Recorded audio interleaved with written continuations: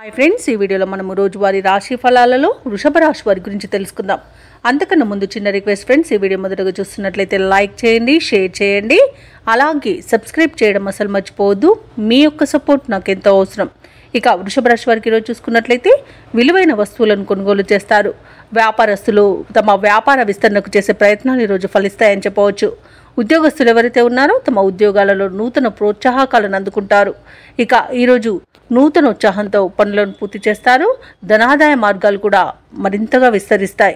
ఇక దూర ప్రయాణాలు ఎవరైతే చేస్తున్నారో అవి లాభసాటిగా సాగుతాయి. వృషభ రాశి వారికి ఈరోజు పట్టిందల్ల బంగారమా అన్నట్టుగా ఉంటుంది.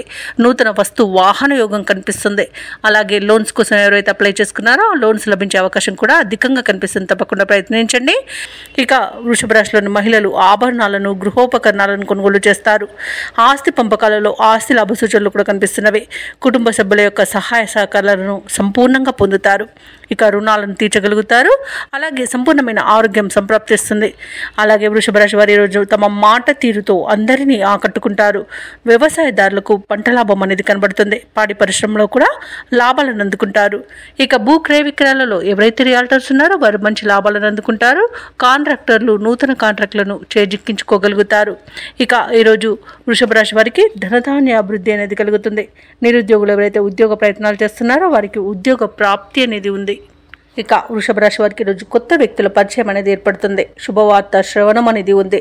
మిత్రులను కలుసుకొని మనసులోని భావాలను వ్యక్తం చేస్తారు.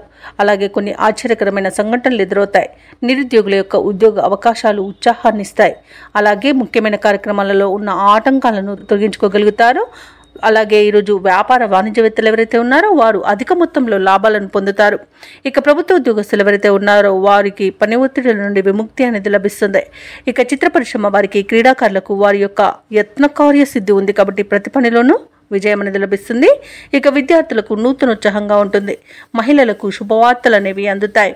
ఇక వృషభ రాశి వారికి ఈరోజు అదృష్ట రంగు పసుపు, ప్రతికూలమైన రంగు నీలం, అదృష్ట సంఖ్య 8.